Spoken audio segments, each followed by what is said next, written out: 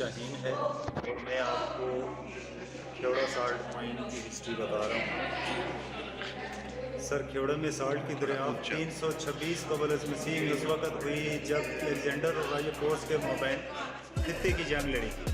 उस वक़्त तो जो उनके फ़ौजियों के घोड़े चरते हुए इन पहाड़ों पर पहुँचे तो इन पहाड़ों पर मौजूद पत्थरों को चाटते हुए पाए गए, जिसकी वजह से यहाँ पर नमक का इंकशाफ हुआ।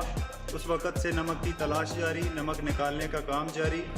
1872 में डॉक्टर वर्थ नामी एक अंग्रेज़ चीफ माइनिंग इंजीनियर, उन्होंने नमक तक बराह रास्त रसाई के लिए इस कान की खुदाई का काम शुरू करवाया, जो ताहाल जारी है। इस माइन की 17 सर मंजिलें हैं, 5 मंजिलें ऊपर हैं, 6ठा मंजिल माइन के हिसाब से 6ठी मंजिल जिस पर हम विज़िट करते हैं, और 11 मंजिलें इससे नीचे हैं जिन मंजिलों से नमक निकालने का काम जारी है।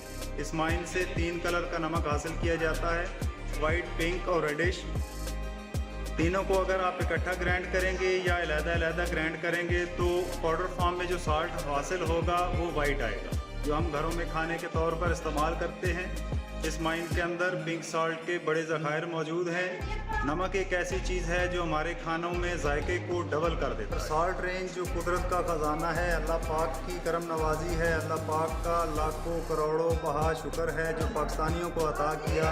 साल्ट रेंज की जो लंबाई है वो 300 किलोमीटर से ज़ायद है। दरिया झेलम के करीब बंगवाला से लेकर दरिया सिंध कालाबाग तक 300 किलोमीटर से ज़ायद है, और साल्ट रेंज की जो चौड़ाई है वो 8 से 30 किलोमीटर है। जो इसमें नमक के बेड हैं, पहाड़ की चोटियां हैं, वो 2200 फीट से लेकर 5000 फीट तक हैं।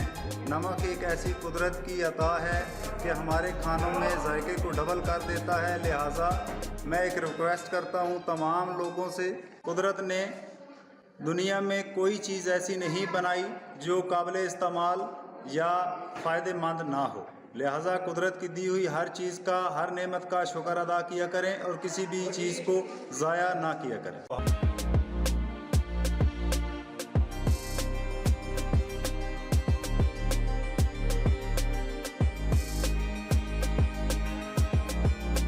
पहाड़ के अंदर मौजूद हैं और करीबन 500 फीट हमारे ऊपर पहाड़ का ओवरबर्डन भी मौजूद है। सांस लेने में किसी किस्म की दुश्वारी, परेशानी, दिक्कत किसी भाई को नहीं है। क्यों नहीं है? इस वेंटिलेशन टनल की वजह से।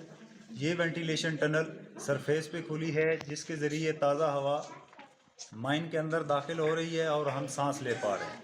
इस जैसी 4 वेंटिलेशन टनल्स इस छोटे से एरिया में मौजूद हैं, जिनके ज़रिए ताज़ा हवा माइन के अंदर आती है और हमें सांस लेने में किसी किस्म की दुश्वारी नहीं होती। ये पॉइंट भी मुकम्मल साल्ट ब्रिक से बनाया गया है, और इस पॉइंट पर प्लास्टिक कोटिंग इसलिए की गई है क्योंकि सरफेस पे खुले होने की वजह से बारिशों का पानी भी इसमें आता है। बारिशों का पानी मीठा होता है, वो साल्ट ब्रिक्स को मेल्ट कर देता है, इस वजह से यहाँ पर प्लास्टिक कोटिंग की गई है।